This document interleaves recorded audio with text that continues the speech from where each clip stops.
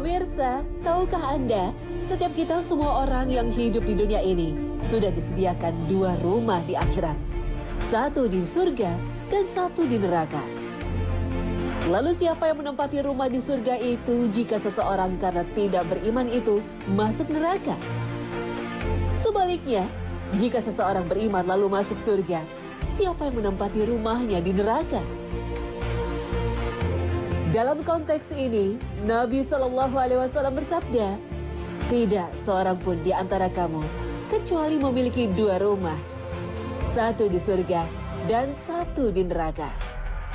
Apabila seorang durhaka meninggal dan masuk neraka, maka yang masuk ke surga mewarisi rumah penghuni neraka itu. Inilah yang dimaksud dengan firman Allah dalam Quran Surah Al-Mu'minun ayat 10. Mereka itulah orang-orang yang mewarisi rumah di surga. Hadis riwayat Muslim.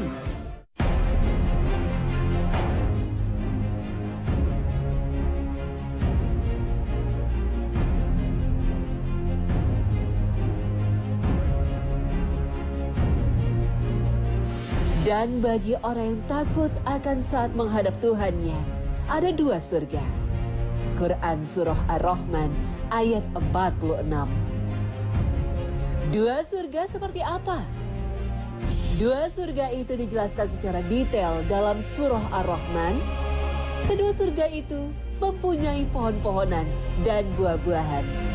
Di dalam keduanya ada dua mata air yang mengalir. Terdapat juga segala macam buah-buahan yang berpasangan. Penghuninya bertelekan di atas permadani yang sebelah dalamnya dari sutra. Dan buah-buahan di kedua surga itu dapat dipetik dari dekat.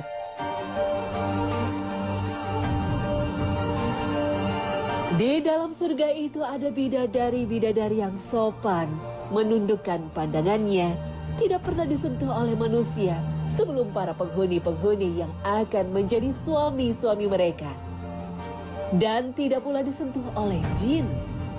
Seolah-olah bidadari itu permata yakut dan marjan. Selain dua surga itu, ada lagi dua surga yang kelihatan hijau tua warnanya. Ada dua mata air yang memancar dan macam-macam buah-buahan, kurma serta delima.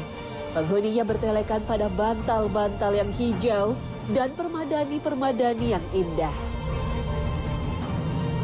Muqatil rahimahullah menjelaskan, kedua surga itu adalah surga Aden dan surga Naim. Inilah dua surga yang dijanjikan dalam surah Ar-Rahman. Lalu, siapa yang bisa mendapatkan dua surga itu?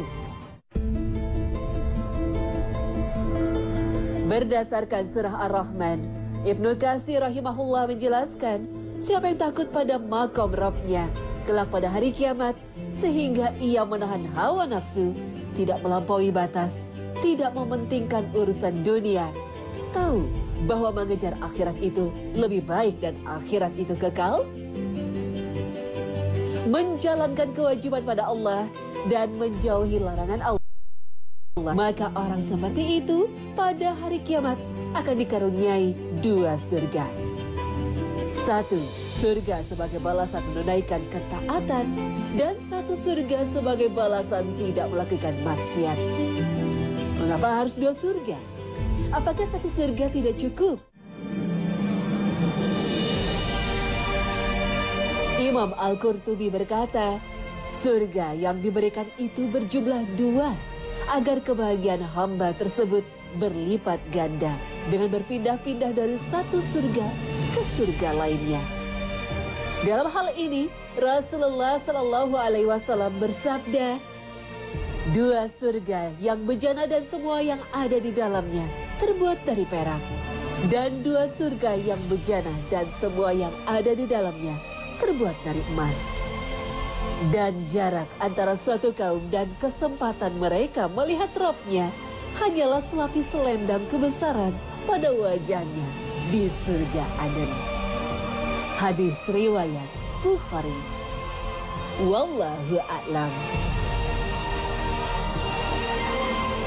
Al-istighalu bi uyubil khalqi. Suka sekali cerita jeleknya orang dan lupa kejelekan dirinya. Gosip, fitnah, ghibah. Yang kedua, qillatul haya, kurang rasa malu.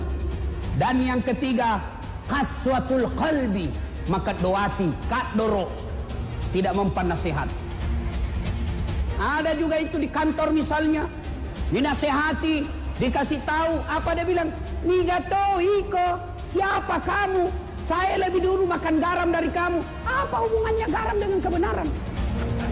Semestinya orang yang baik hatinya, menurut Al-Quran, innamal mu'minuna alladzina iza sukirallah wajilat qulubuhum wa iza tuliyat alaihim ayatuhum sadathum imanan wa ala rabbihim yatawakkalun ila akhiril ayat. Orang yang baik imannya, tidak keras hati, selesai dengar dakwah bertambah imannya menjadi lebih bagus. Yang keempat, yang akan menghancurkan amal ibadah kita, apa itu Ustaz? Hubbud dunia, terlalu cinta dunia. Cinta dunia boleh, yang mana dilarang? Terlalu. Saya bilang Bung Roma, terlalu. Mana yang dimaksud terlalu cinta dunia? Dia tidak sabar mengikuti proses. Mestinya tahun depan naik pangkat, dia tidak sabar, kejar terus pangkat. Akhirnya apa? Cari muka, sogok kiri kanan. Cinta dunia. Dunia ini sementara. Kaya sementara, miskin sementara, sakit sementara, sehat sementara.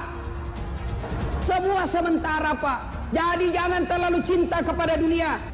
Mana yang dimaksud lagi cinta dunia? Di antara cinta dunia, nganggap enteng ibadah. Hayya 'alas salah. Sebentar pi, lagi ada pembeli. Cinta dunia. Apa dilarang kaya? Tidak, silakan, tapi jangan menghalalkan segala cara untuk kaya. Apa dilarang jadi kapolsek? Tidak, tapi jangan menghalalkan segala cara untuk jadi kapolsek. Apa dilarang jadi anggota DPR? Tidak, tapi jangan menghalalkan segala cara untuk jadi anggota DPR. Yang kelima, yang akan menghancurkan amal ibadah kita adalah tulul amal. Apa itu Ustaz? Panjang angan-angan alias malas. Mau masuk surga, tidak mau sholat. Mau masuk surga tapi maksiat. Itu namanya panjang angan-angan.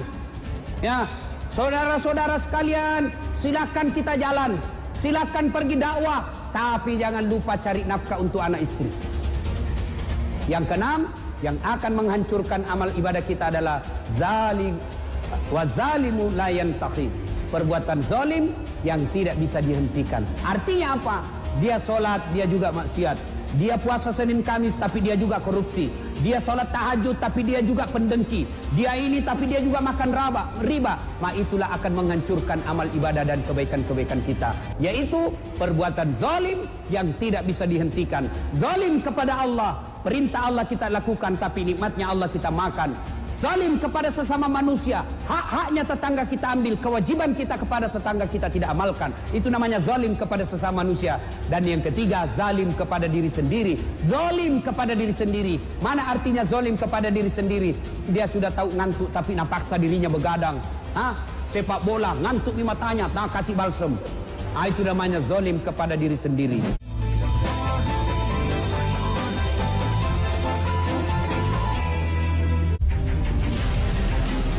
Pemirsa sana, tahukah Anda mengapa Raja Fir'aun ditenggelamkan di laut sampai binasa? Mengapa bangsa Ad, umat Nabi Hud alaihi salam, dihempas oleh angin sampai binasa? Azab Allah Subhanahu wa taala yang diturunkan pada Raja Fir'aun dan kaum Ad, umat Nabi Hud itu karena sombong. Jenis hukumannya pun terkait dengan jenis kesombongan mereka. Raja Fir'aun ditenggelamkan Allah Subhanahu wa taala di laut karena kesombongan Fir'aun yang mengaku dirinya Tuhan. Sampai-sampai dia mengatakan sebagaimana disebutkan Al-Quran, "Dan bukankah sungai-sungai ini mengalir di bawahku? Maka apakah kamu tidak melihatnya?" Quran Surah Al-Zukhruf ayat 51. Oleh karenanya, Allah Subhanahu wa Ta'ala menghukum dan menurunkan azab yang jenis azabnya sama dengan yang disombongkan. Demikian pula kaum Ad yang dibinasakan dengan sesuatu yang lembut, yaitu angin. Mengapa? Karena mereka menyombongkan diri dengan kekuatan yang mereka miliki, sampai mereka sesumbar, siapakah yang lebih besar kekuatannya dari kami? Quran Surah Fussilat ayat 15. Kaum Ad ini, mereka diberi Allah kekuatan fisik yang besar dan kuat, sehingga bisa membuat rumah-rumah dan gedung-gedung dari batu. Kesombongan inilah yang mengantarkan mereka pada murka Allah Subhanahu wa Ta'ala. Maka apa yang terjadi pada kaum Nuh pun berulang pada kaum Ad.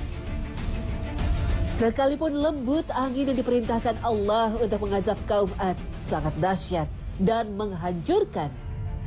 Allah Subhanahu wa Ta'ala mengabarkan dalam firman-Nya, adapun kaum Ad maka mereka telah dibinasakan dengan angin yang sangat dingin lagi amat kencang, yang Allah menimpakan angin itu kepada mereka selama 7 malam dan 8 hari terus menerus.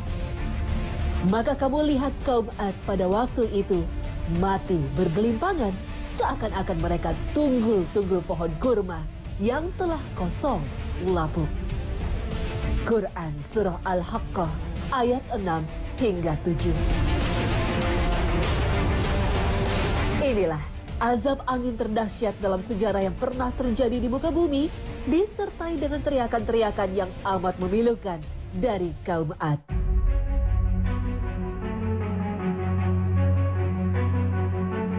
Dari sini juga bisa disimpulkan, kesombongan bisa memicu amarah Allah Subhanahu wa Ta'ala. Hal ini terjadi sejak penciptaan awal. Bahkan dosa pertama yang dilakukan makhluk Allah Subhanahu wa Ta'ala adalah sombong. Bukankah iblis diusir Allah dari surga karena kesombongannya? Tidak mau bersujud pada Adam. Allah Subhanahu wa Ta'ala berfirman, dan ingatlah ketika kami berfirman kepada para malaikat, sujudlah kalian kepada Adam. Maka sujudlah mereka kecuali iblis. Ia enggan dan takabur, sombong. Dan ia termasuk golongan orang-orang yang kafir. Quran Surah Al-Baqarah ayat 34.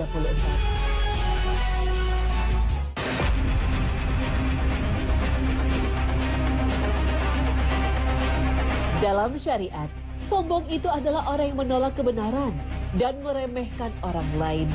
Hal ini bisa dipahami dari sabda Nabi Shallallahu Alaihi Wasallam. Tidak akan masuk surga orang yang masih memiliki sikap sombong di dalam hatinya, walau seberat biji zarah. Pada hakikatnya manusia tidak memiliki apa-apa. Lantas mengapa dia harus sombong terhadap orang lain? Lalu mengapa Allah Subhanahu wa Ta'ala begitu membenci orang yang sombong sampai-sampai menurunkan azabnya di dunia ini? Karena kesombongan itu adalah haknya Allah Subhanahu wa Ta'ala. Tak ada seorang pun manusia atau makhluk apapun dia berlaku sombong, kecuali hanya Allah Subhanahu wa Ta'ala. Hanya Allah Subhanahu wa Ta'ala yang boleh sombong. Karena itu Allah Subhanahu wa Ta'ala menegaskan dalam hadis qudsi, Allah Subhanahu wa Ta'ala berfirman, kebesaran adalah pakaianku dan kesombongan adalah jubahku. Siapa saja yang merampas semua itu dari diriku, aku pasti akan mengazab dirinya. Hadis riwayat Muslim. Oleh karena itulah, orang sombong itu telah merebut dan merampas apa yang dimiliki oleh Allah Subhanahu wa Ta'ala.